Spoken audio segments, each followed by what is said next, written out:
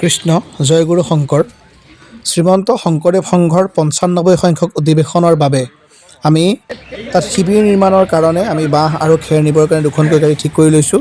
যিহেতু প্ৰত্যেকখন প্ৰাথমিকে একোটা শিবিৰ নিৰ্মাণ কৰিব লাগিব, যাৰ দৈৰ্ঘ্য ১৮ ফুট আৰু ২০০ ফুট। আমি কৃষ্ণ জয়গুৰু শংকৰ আমি এয়া অধিৱেশনৰ কাম কৰি আছোঁ। আজি খেৰ নিম, নৰা নিম আৰু সকলোৱে আজি লাগি আছে। আমি দ্ৰুতগতিত কাম কৰি আছোঁ শিবিৰৰ বাবে। আজি আমাৰ তৃতীয় দিন আজি অধিৱেশন ফলৱতী হওক গুৰুজনাৰ কৃপাত। আমাৰ দুইখন গাড়ী প্ৰায় ৰেডি হৈছে যাবৰ বাবে, লোড কৰি হৈ গ'ল। আমি আহি অধিৱেশনথলী পালোঁহি। গাড়ী দুখনৰ পৰা বস্তুখিনি নমোৱা হৈছে লাহে লাহে।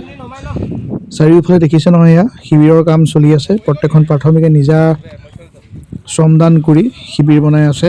আমাৰ আজি তৃতীয় দিন। শিবিৰৰ কাম চলি আছে। এয়া খাদ্য বনাই আছে দুয়োগৰাকী আয়ে। তাৰপৰা এইফালে বাপসকল পূৰা লাগি আছে। এখন বেৰ আমাৰ দিয়া শেষ হৈছে ইতিমধ্যে। এয়া মেধি বাপ, এয়া নয়ন বাপ, চব ভাগে ভাগে লাগি আছে। এইজন ভাইটি বাপ, প্ৰবীণ বাপ, আমাৰ ডাঙলা বাপ। কাম কৰিছে, মই ফুটি কাম পূৰা চবৰ ফূৰ্তি আৰু আনন্দ। মেধিয়ান্ত থাকে, সকলোৱে আনন্দ ফূৰ্তি মানে কাম কৰিছে। এয়া ডাঙলা বাপ, অপুমণি হাজৰিকা বাপ।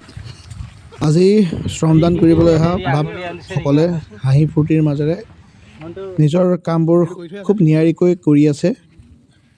আৰু আমাৰ বেৰৰ কাম প্ৰায় আগবাঢ়িছেই। আৰু ওপৰত যিটো ত্ৰিপাল দিয়া হ'ব, তাৰ কাৰণে আমি কামিবোৰো বান্ধিব লাগিব।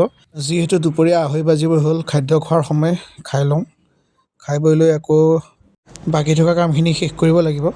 আমাৰ এয়া দুই চাইডৰ বেৰৰ কাম প্ৰায় হৈ গৈছে। সন্মুখ ভাগ, পিছৰ ভাগ আৰু এটি ডাষ্টবিন বনাব আছে।